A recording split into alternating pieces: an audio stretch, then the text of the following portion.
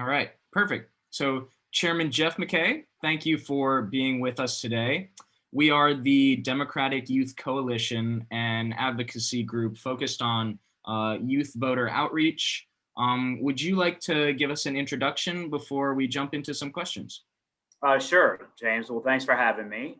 First, for folks who don't know me, I'm born and raised in the Route 1 corridor, and to the point you're talking about, got involved in politics very, very young. I had a grandmother who was the chief elections official and a registrar, and used to hold voter registration drives at our house every weekend when I was barely old enough to walk. So, literally, my entire life got involved in Democratic politics at a very young age. I've been a member of the Fairfax County Democratic Committee literally for almost 30 years. And so politics, it's in my bloodstream, was in my family's bloodstream. But most importantly, it sprouted out of not getting necessarily first engaged in politics. It sprouted off of really just trying to improve the community and knowing that politics is a powerful tool to get positive change to happen in our community. And so that drive is really what got me engaged to begin with. I served as the chief of staff for a member of the Board of Supervisors for 12 years after I was on Capitol Hill for a short stint, and then was lead district supervisor for 12 years. And now this is my second year as chairman. And so my passion for this county and continuing to always advance it is what gets me to work every day for the people that I have the privilege to represent. But politics is the most powerful tool in my mind in effectuating the type of societal change that improves communities. And so that's my driver, and really in line with your mission. I mean, nothing is more important than getting all people engaged in the political process, but particularly our young people, which, as you know, are too often underrepresented in their political involvement. And nothing's more powerful than the right to vote. And a lot of times we forget that. And so thank you for what you're doing in terms of outreach and getting young people more engaged, getting people registered to vote, getting them to participate in our process. And unlike what's happening at the national level, I've always felt like the more people who vote, the stronger our democracy and the better representation we get at all levels of government. And so to that end, thank you for what you're doing, and thank you for having me. Yeah, thank you so much again for choosing to, come in and talk to us. What does a day in your life look like? Well, I'll tell you this, no 2 days are the same. Probably the only same part of my day every day is getting up and spending some time with my kids and getting them off to school. I have two Fairfax County public school students. And then once I get in my car to head to the government center, all bets are off about normalcy. And so, it's one of the things that, really is to love about this job is no 2 days are alike. I don't think many folks in the community understand the totality of the Board of Supervisors' responsibilities. And then on top of that, of course, the difference between the chair's responsibilities and an individual board member's. But representing over 1 million people every day in a county of this size presents daily challenges and daily opportunities. And so my typical day involves obviously meeting with constituents, doing a lot of internal work with our county staff, usually involves night meetings, regional cooperation with so many other jurisdictions in the DMV. For sure, coordinating with all of my colleagues on the board. It's a massive undertaking when you think that Fairfax County has, 8 other Democratic board members, but also has some 30 other Democratic elected officials that I'm in regular contact with. There's so much work that during the pandemic, I spent so much time working with our federal delegation and with our state delegation and making sure that federal and state aid flows to the county. Obviously, this last 14 months has been different than any other period of time in my political life. I've become an expert in public health, which I wasn't 14 months ago. But it's a very challenging but very rewarding job. And the simplest answer to your question is there are literally no 2 days alike. Every day is shaped by what's going on in the world around us and being responsive to the community's needs, which can change literally almost on a daily basis. Thank you. So specific to Fairfax County, what do you think the greatest issue you and the community are facing overall right now? There's two great issues, one overarching and one a little bit micro, even though they relate to each other. The greatest overarching issue for me is a pursuit of equity driven decision making. I grew up in the Route 1 corridor in a community that had a lot of poverty. And it really inspired me to get involved because I noticed there were things on the Route 1 corridor that were different than the rest of the county. There were opportunities that didn't exist, and I made it a passion of mine to try to uplift areas of the county like that. And if you're not intentional about considering equity in every decision you make, you're going to perpetuate the haves and have-nots and leave communities behind. And so I think the overarching issue is how we pursue equity. At a micro level, and this is why it relates, is how we are recovering and getting out of this international pandemic. It's changed lives forever. Frankly, our equity principles are big drivers in how we recover from this. If anything, the pandemic proved the point that I've been making for a lot of years is that not all of our decisions were made intentionally with equity in mind, lest we wouldn't have had the disproportionality of impact of the pandemic.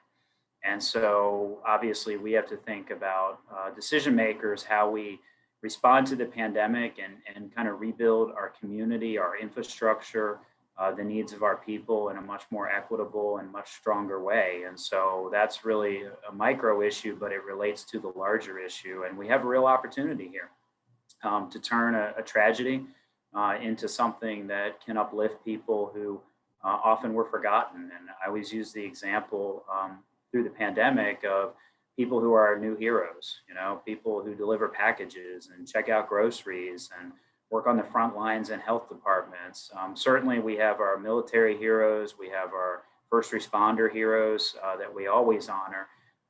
But it's a lot of other people in our community that are daily heroes that before the pandemic weren't recognized. How do we improve their lives and improve their situation as we move forward? And that's how we can build back more equitably.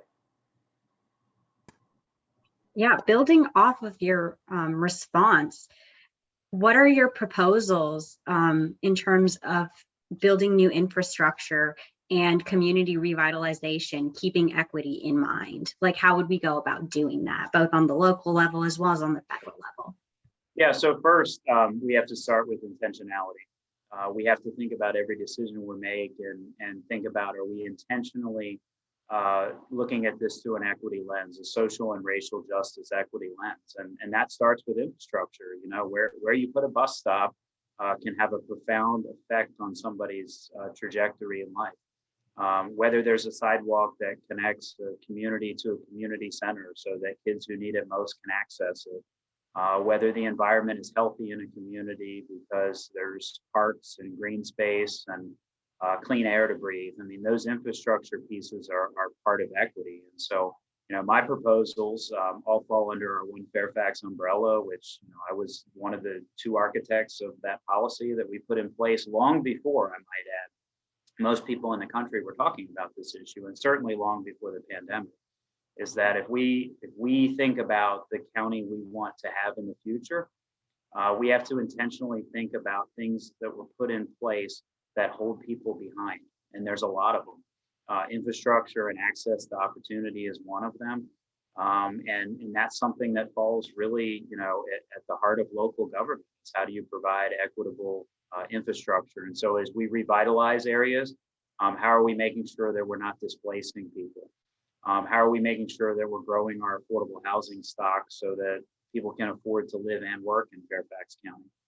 Those are things that are on my mind every day. This board alone in the last 14 months has put in the pipeline or already built 1,700 affordable housing units. That's a record for the county in that period of time. And that's a recognition of, this county's future success is dependent upon being able to have folks live here from all walks of life and be able to afford to live here and take advantage of our opportunities. So affordable housing, environmental justice, criminal justice reform is a big part of our agenda. And how do we get people on a track to success and treatment as opposed to a track of incarceration, which morally and financially, costs our society dearly. Those are all things that are, part of this board and part of my agenda. And that's a question we literally could take all night talking about. But those are kind of the principles right now: affordable housing, criminal justice reform, revitalization that doesn't, displace people, building infrastructure based on intentional equity strategies. I mean, those are things that, I have in my mind every day. So there's a specific initiative that we'd like to hear more about. Specifically, it's the Free Student Bus Pass initiative. We were just wondering if you could tell us a little more about that. Yeah, that actually started with Supervisor Hudgens and I some years ago. I can remember serving on the board for years and having our staff tell us that's not possible. You can't do that. The idea came, Supervisor Hudgens and I, who used to serve Hunter Mill District, used to serve on the Metro board together. And we learned that the District of Columbia had run a free student fare program with Metro for many, many years. Granted, they had different geography where public transit's a little bit more accessible than it is in a more suburban environment. But we thought, geez, if they can do that, why can't we do that? Why can't we provide free bus service to folks every day? And then in my old district, there was a high school near my office, Edison High School. And when I drove by Edison High School every day, I saw large crowds of people waiting to get the connector bus. And so, I looked at it as not a couple principles here. One, equity, giving people access to opportunities who didn't have transportation, and that should be free. Two, being able to allow students to, create lifetime good habits, and using public transit's a lifetime good habit for the environment, for their own health, for a lot of reasons. And three is helping kids, earn independence. If you have a bus pass, you literally have a ticket to go anywhere in the county. And for so long, for reasons that people couldn't afford or didn't know how to ride the bus, didn't know how to use it, was holding kids back. And so for me, the free bus program was a big part of my agenda years ago. When we put it in place, people said it probably won't be successful. And lo and behold, we have incredible ridership. Pre-pandemic, admittedly, this last year with school being largely virtual is hard to measure, but pre-pandemic, we had an explosion of use for kids, in middle and high school. And as a result of that, we're putting in more bus stops around schools to make that even more accessible for kids in middle and high school. So it's really a success story of how you're already providing a service. You're already running buses, you're already paying for the infrastructure. Why not provide it free for our FCPS students who get free transportation to and from school anyway, but it's constrained. Doesn't necessarily take them to their workplaces if they're working after school, doesn't take them back to school for after school activities or night activities or even going to a sporting event at school. Didn't give them the independence that the connector bus service does. And so it's been a real success story. So somewhat related to that last question, but more related towards your work, working with other representatives and politicians in the region area. How would you say that we would want to improve regional connectivity and cohesiveness across not just Fairfax County, but some of the adjacent counties as well? In terms of just transit or in terms of all policy? All policy in general, but transit Yeah. specifically, if Yeah, so transit's a great example because it has required regional cooperation, and the best example of that is Metro. We would have no Metro if it was only dependent on individual jurisdictions, and so part of the transit experience and background has been built upon cooperation from all jurisdictions and recognizing that people who are just trying to travel around the region really don't care what county they're in; they just want to get to where they need to go. And so an example is, we started our universal transit fare program with Metro. I can remember the days where everybody had their own fare program. And so if you got off a connector bus and got on a dash bus in the city of Alexandria, you need to have a separate fare card to do that. And so one of the things we said is that's crazy. We need to have a regional bus pass program where no matter where you are in the region, that pass works. And all of those routes tie into Metro, which is a transit hub for the entire DMV. And so transit's a great example of where regionalism really works. I mentioned earlier, I spend a lot of time on regional matters, whether it's at the regional commission working on some of the regional health initiatives that we have, environmental initiatives. Think about our trail network. It doesn't end at a jurisdictional line, right? So when we plan out trails and sidewalks, we have to make sure that they're seamless between our jurisdictions in the same way that we do with roads. And so Northern Virginia Transportation Commission, Regional Commission, Council of Governments, which includes all of our DC and Maryland representatives as well. We spend a lot of time at the local area trying to coordinate both regional and Northern Virginia responses to problems. And one of the best things about being chair is that strong relationship that I have with my counterparts. There's not a week that goes by where the chair of Loudoun, Prince William, myself, the mayor of Arlington, the mayor of Alexandria, the chair of Arlington aren't in conversations. And we literally have regional calls every week on matters. Most pointedly lately, it's been about COVID. And COVID was a good example of why regional cooperation matters. If we were succeeding tremendously in Fairfax at responding to COVID and getting people vaccinated, but Alexandria and Arlington weren't, then we would have a big problem on our hands. It takes all of us working together to be able to vaccinate our population. And I'll give you one sidebar on that. We vaccinated a ton of people who live in the city of Alexandria. Why? Because they are teachers in Fairfax County Public Schools and vice versa. And so we made a regional decision at the beginning of this response that we weren't going to be parochial, that if I was vaccinating people from other jurisdictions in the region because they lived and or worked in Fairfax, that helped all of us. And that was our position, from the beginning and in the pandemic response, both in testing and in vaccinating people. And so that regional cooperation is essential to be able to do well. And lastly, the county is the biggest jurisdiction in the Commonwealth of Virginia, Fairfax is. And so we also have to lead by example. And so we put a lot of time and effort into our regional approaches because, there's a lot of smaller jurisdictions that are relying on us and relying on our programs in order for them to be successful. And so it's a giant responsibility and one we take very seriously. Yeah, sort of going a little bit further away from that, looking into education, especially at the elementary and middle school level, what is your stance on expanding school programs and particularly promoting programs for children with all sorts of abilities? And, in terms of just not just expanding those, but getting the funds to do it, doing so in an equitable manner. Yeah, so, we have a good partnership with the school board. As you know, they're a separate elected body.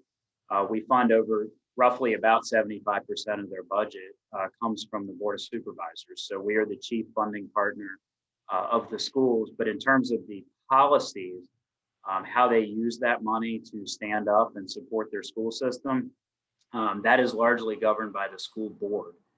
We do have a successful youth planning team, which is a joint committee of the schools and county that I served on for a long time.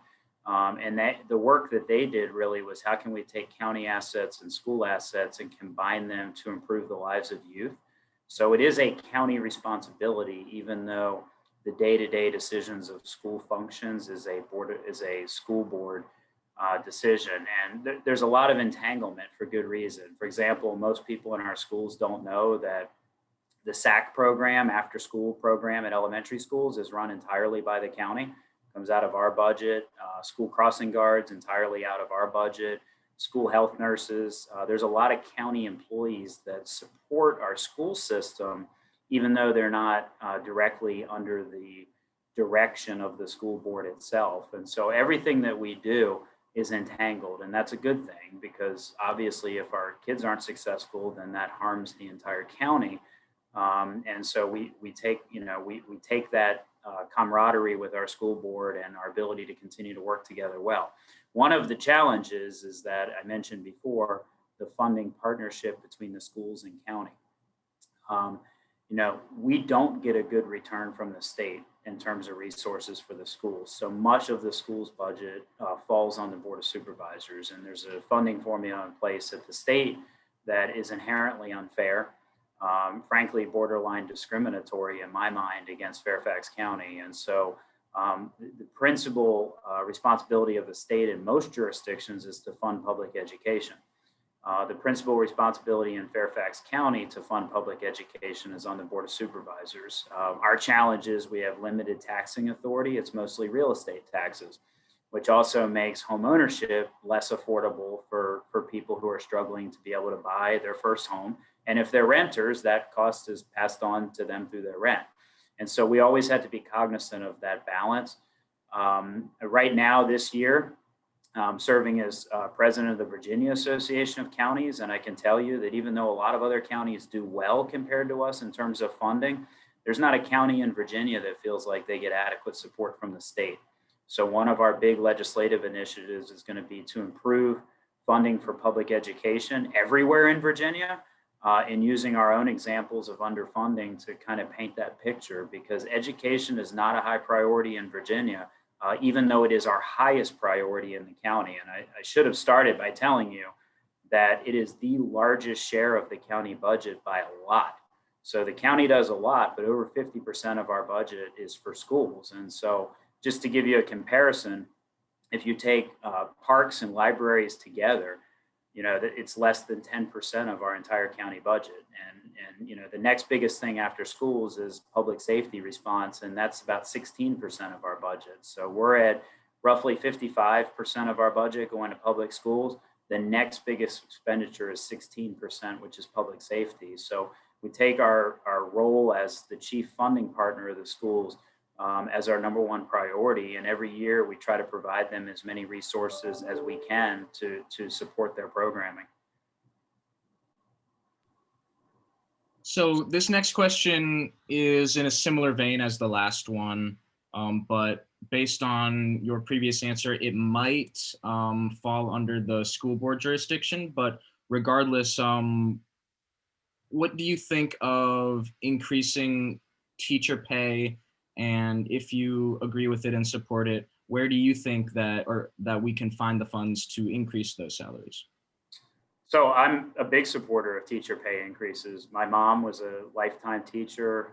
My sister currently teaches in the Alexandria City Public Schools. And so I come from a family of educators. I know that teachers don't get involved in teaching to become wealthy, but they also don't get involved in teaching to live poor.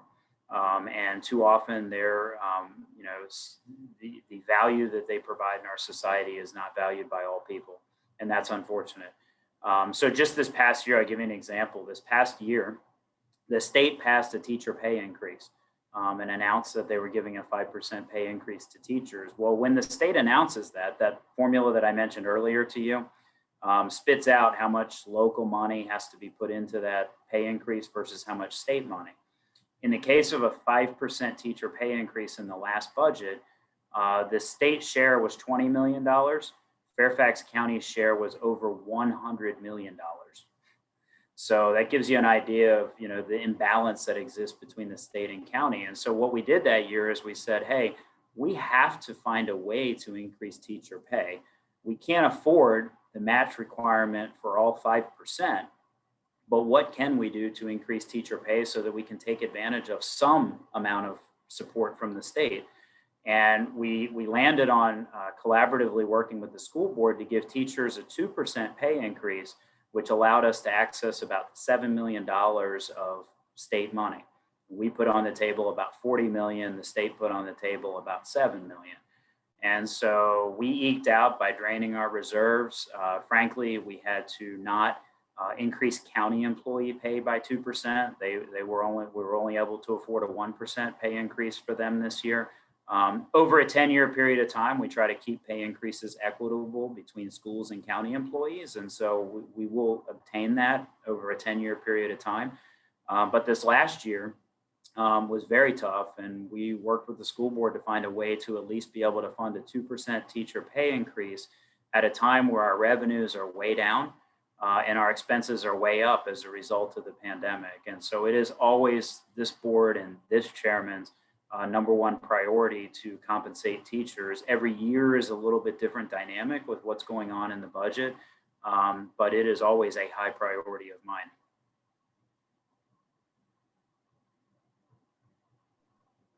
Shifting away from that, looking sort of at the police system, um, I specifically was curious to know your stance on police body cameras, as well as having officers in school. What are your thoughts on that? So first on police body worn cameras, I'm a strong supporter of them, not just for the public safety, but for the officer safety as well. There's nothing more compelling in a courtroom than a literal video recording of an incident that happened. And so it's accountability both for our officers and for the community, and it's third-party validation of things that are described that then can be looked at on video. And so I'm a strong proponent of it. In my term as district supervisor and chairman, we expedited the rollout of the body worn camera. Our police department's huge, and contrary to what people think, the expense isn't in the police body cameras; it's in the cloud storage. And it's in the support personnel that then are needed in the Commonwealth's Attorney's Office and Public Defender's Office to review all of that body worn camera footage. And so it's a long-term financial commitment. But I'm a big believer in use of technology, and I'm a big believer in transparency. And this is a marriage of those things. And so I'm a strong supporter of them. And I know by the end of this fiscal year coming up, we'll have police worn body cameras on all of our officers except for our school resource officers. And that's a good bridge to the second part of your question. Part of our partnership with the school board is, they are stewards of the students. They are stewards of their properties and their buildings. And so our SRO program, school resource officer program, is in their school buildings at the invitation of the school board. And I respect that should be a decision they make. If they said tomorrow that they don't want school resources and school resource officers at the school anymore, then we would reassign those officers to other places. But I really feel like it's important for the school board to make that recommendation to us, since they are familiar with the day-to-day operations of schools. They have access to students to survey them. They have access to teachers and administrators to survey how they feel about it. And they have access to parents of students like mine. I have an elementary and a middle school student. The schools have access to a lot of resources to be able to determine if school resource officers are still an asset to the school system or not.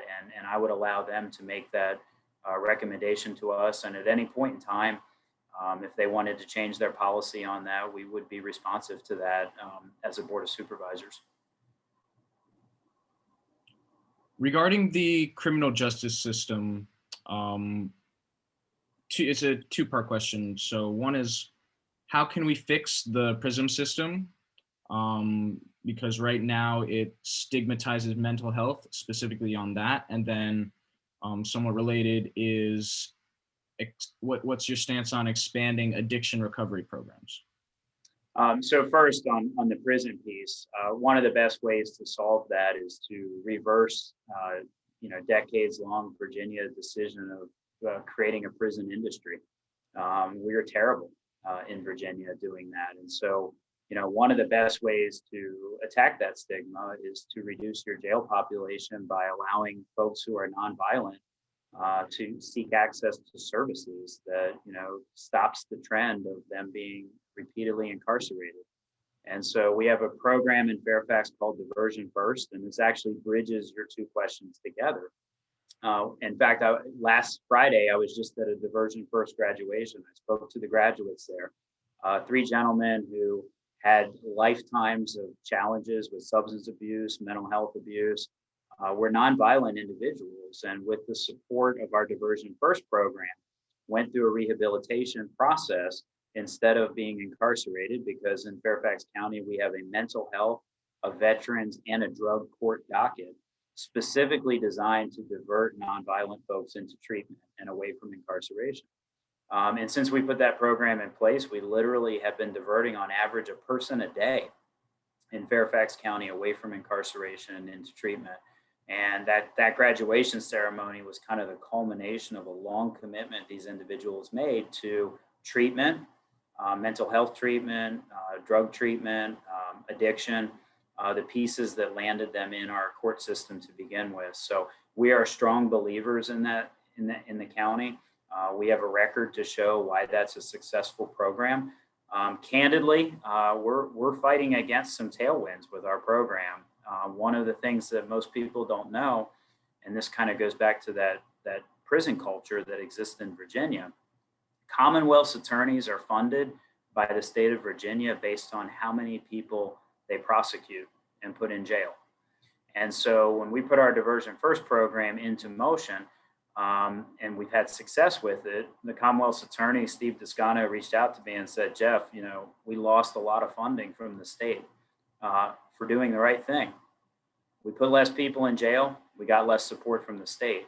So in order to fix this systemically, we have to reward jurisdictions and localities that put treatment ahead of incarceration. And that's a big change in Virginia.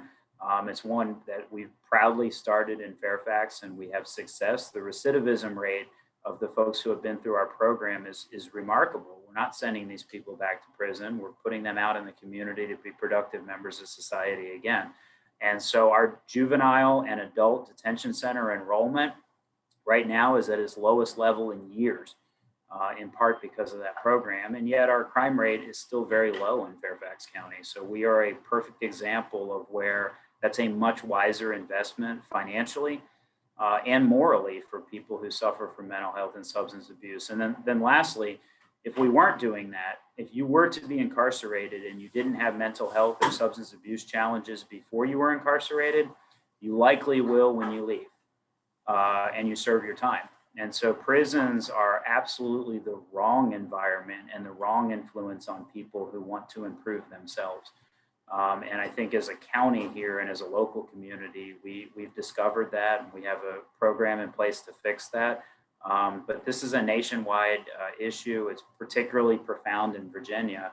And we're always proud to talk about our success in that program here. Yeah, thank you for that. Shifting away from the criminal justice system, I know you mentioned environmental justice towards the very beginning. What does that phrase mean to you? And where do you see environmental justice in terms of both businesses within Fairfax County, as well as current and new infrastructure? Well, environmental justice for me means that we're leaving the planet, and particularly certain parts of the planet, intentionally more green than we found them. And the reason why I tie environment and justice together is so often, and we've seen statistics that prove this, the air quality, the access to opportunities with parkland and physical activity is usually the lowest in our lowest income neighborhoods. And so for me, environmental justice is we have to reverse that trend. We have to invest in green space and infrastructure in communities that for too long have lacked it. We have to, think about the way cities across the country were built. Many of the poorest individuals lived literally right along an interstate corridor where air quality was the lowest. And so we have to think about through our land use process, where are we intentionally providing affordable housing, not just in the places where nobody else wants to live for environmental reasons, but also, how are we addressing the fact that there's disproportionality already in quality of life and access to green space and air quality. And so we have to be more aggressive in those areas in creating green space for those communities.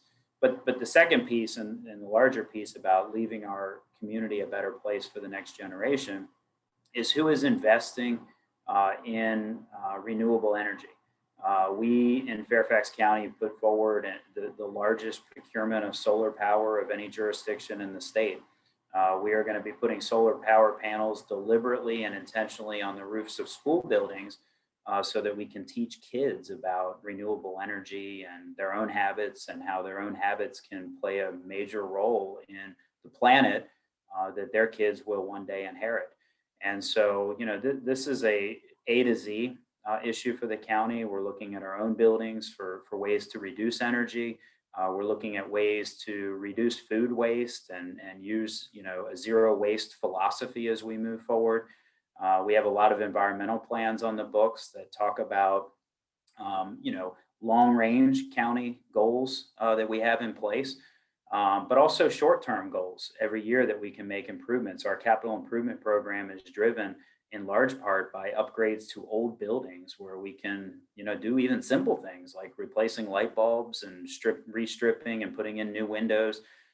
Those are things that the county does every day. But the environmental justice piece is huge because the lifetime of individuals is much lower in certain zip codes of the county.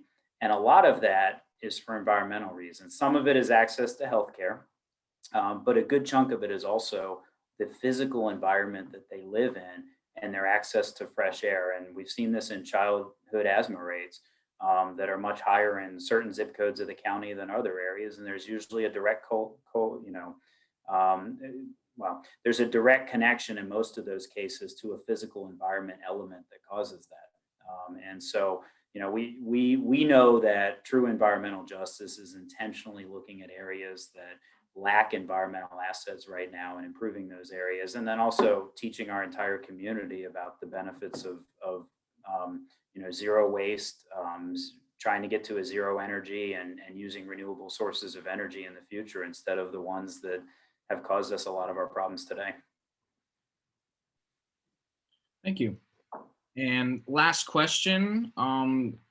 This is asking you, so if you had a message to the young people who wanted to get involved in politics, what would you say? Like, where can they get started? That sort of thing.